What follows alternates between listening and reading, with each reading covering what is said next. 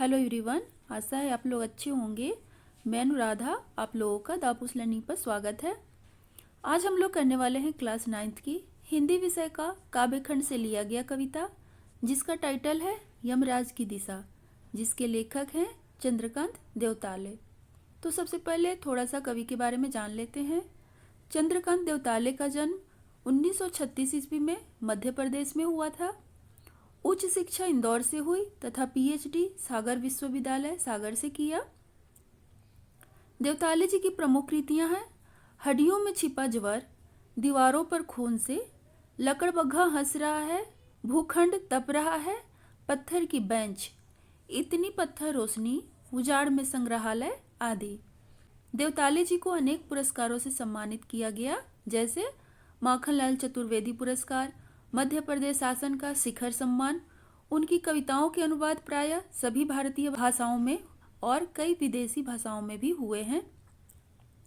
देवताले की कविता की जड़ें गांव कस्बों और निम्न मध्यम वर्ग के जीवन में है, यानी उनकी कविता का विषय गांव कस्बों और वहां रहने वाले लोअर मिडिल क्लास के लोगों के जीवन से लिया गया है।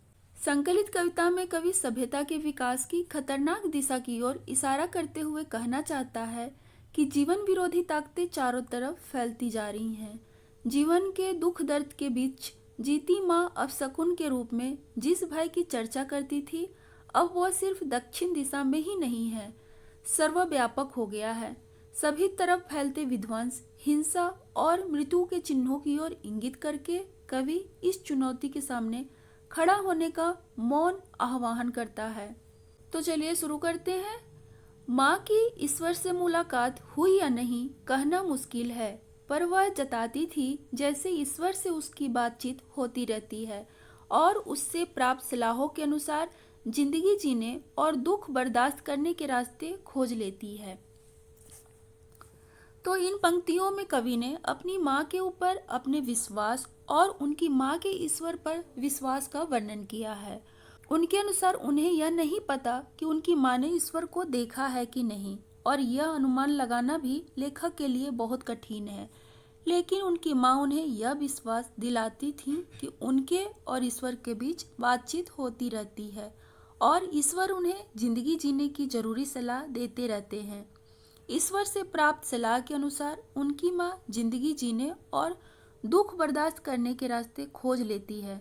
माँ कवि को भी जिंदगी जीने के सही रास्ते बताती है और समस्याओं का सामना करने की प्रेरणा देती है। माँ ने एक बार मुझसे कहा था, दक्षिण की तरफ पैर करके मत सोना, वह मृत्यु की दिशा है। और यमराज को क्रोध करना बुद्धिमानी की बात नहीं। तो जब कभी बच्चे थे तब उनकी माँ ने उन्हें बहुत सारी शिक्षाएं दी थी। उन शिक्षाओं में से एक यह भी थी कि दक्षिण की ओर पैर करके कभी नहीं सोना चाहिए, क्योंकि दक्षिण दिशा में यमराज यानी मृत्यु के देवता का निवास होता है। अगर हम दक्षिण दिशा की ओर पैर करके सोएंगे तो यमराज को गुस्सा आ जाएगा। इसलिए हमारा इस दिशा में पैर करके ना सोना ही चतुराई है, क्योंकि मृत्यु के देवता यमराज को गुस्सा दिलाना कोई बुद्धिमानी की बात नहीं है। आगे है, तब मैं छोटा था और मैंने यमराज के घर का पता पूछा था। उसने बताया था, तुम जहाँ भी हो वहाँ से हमेशा दक्षिण में। प्रस्तुत पंक्तियों में कवि ने बच्चों के कोमल मन में उठने वाले सवालों का वर्णन किया है। किस प्रकार एक बच्चा अपनी माँ के समझाने के बाद उससे यमराज के घर का पता पूछने लगता है। माँ की कुशलता का तो कोई जवाब ही नहीं है। उसे पता है कि बच्चे को किस तरह समझाना है। वह अपने बच्चे को बोल देती है कि तुम जहाँ पर भी रहो उस जगह से दक्षिण दिशा की तरफ हमेशा यमराज का वास होगा, यानी कि उनका घर होगा। प्रस्तुत पंक्तियों में कवि ने दक्षिण दिशा के द्वारा दक्षिणपंथी विचारधारा को यमराज बताया है, क्योंकि जो भी इसके चंगुल में आता है वह अपनी सभ्यता संस्कृति का नाश कर बैठता है। इस तरह उसका सर्वनाश हो जाता है। आगे देखते हैं। माँ की समझाइश के बाद दक्षिण दिशा में पैर करके मैं कभी नहीं सोया, और इससे इतना फायदा जरूर हुआ, दक्षिण दिशा पहचानने में मुझे कभी मुश्किल का सामना नहीं करना पड़ा। इन पंक्तियों में कवि ने कहा है कि माँ के बार बार समझाने से लेखक कभी भी दक्षिण दिशा में पैर करके नहीं सोया और इस चीज का एक अच्छा प्रभाव यह पड़ा कि लेखक को दक्षिण दिशा पहचानने में कभी भी परेशानी नहीं हुई। इसका अर्थ यह है कि बड़े होने के बाद जब लेखक को अपनी माँ की दी हुई सीख समझ आई तो उन्हें दक्षिण दिशा का तात्पर्य समझ आया और अपनी माँ की दी हुई सीख पर अमल करते हुए उन्होंने कभी भी दक्षिणपंथी विचारधारा को नहीं अपनाया। इससे उन्हें यह फायदा हुआ कि दूर रहकर उन्हें उनकी त्रुटियों का आभास हो गया, यानी उन्हें अपनी गलतियों का आभास हो गया। आगे मैं दक्षिण में दूर दूर तक गया और मुझे हमेशा माँ याद आई। दक्षिण को लांघ लेना संभव नहीं था। होता छोर तक पहुंच पाना तो यमराज का घर देख लेता। जब वो दक्षिण दिशा में जाते थे तो उन्हें हमेशा माँ की याद क्यों आती थी? क्योंकि उन्हें उनकी माँ ने बताया था कि दक्षिण दिशा में यमराज का घर होता है। इसलिए जब भी वो दक्षिण दिशा में जाते थे तो उन्हें अपनी माँ की याद आ जाती थी।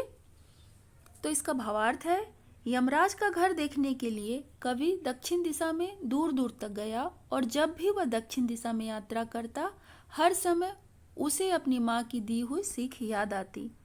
दक्षिण दिशा में यमराज का घर होता है, इसी कारणवश वह यमराज का घर खोजने में लग जाता, लेकिन कवि को कभी यमराज का घर नहीं मिला।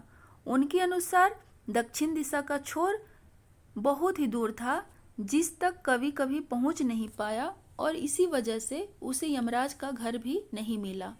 इसका अर्थ यह है कि जब भी वह दक्षिणपंथी विचारधारा की ओर बढ़ा हर बार उसे अपनी माँ के द्वारा दी हुई सीख याद आई और इसी वजह से वह कभी भी उसके चंगुल में नहीं पड़ा।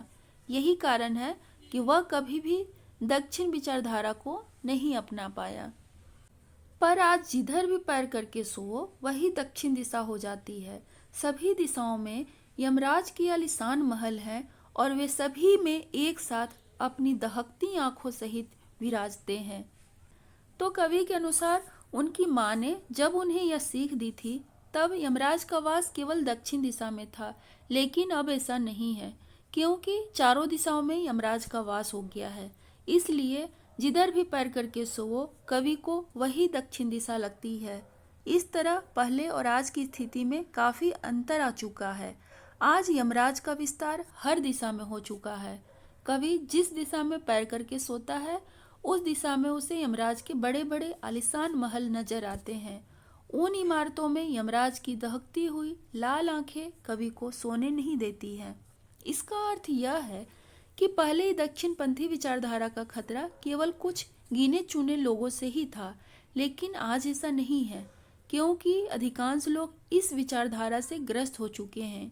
इसलिए अब हम किसी भी दिशा में सुरक्षित नहीं। इस विचारधारा के लोग एक दूसरे का शोषण करने के लिए हर वक्त तैयार रहते हैं। आगे माँ अब नहीं है और यमराज की दिशा भी अब वह नहीं रही जो माँ जानती थी। लेखक के अनुसार माँ के चले जाने के बाद अब यमराज की दिशा भी बदल चुकी है। उसका विस्तार हर दिशा में हो चुका है। इसलिए माँ के द्वारा बताया गया नुस्खा अब किसी काम का नहीं रहा। लेखक जिस दिशा में भी पैर करके सोने की कोशिश करता है हर तरफ लंबी लंबी इमारतों में उसे यमराज की दहकती हुई आंखें नजर आती हैं। इसका अर्थ यह है कि अब चारों ओर पूंजीपतियों का वास है जो साधारण जनता का शोषण करने में लगे हुए हैं और जहां पर गरीबों के लिए कोई स्थान ही नहीं बचा। तो स्टूडेंट, आज आप लोगों से एक सवाल है जिसका जवाब आपको कमेंट करके देनी है। तो सवाल ये है कि भाप के इंजन का आविष्कार किसने किया था? तो आज की वीडियो में बस इतना ही। वीडियो को लाइक कर देना और चैनल को सब्सक्राइब तो करना ही करना है, साथ में घंटी को भी दबा देना। See you next video. Thank you for watching.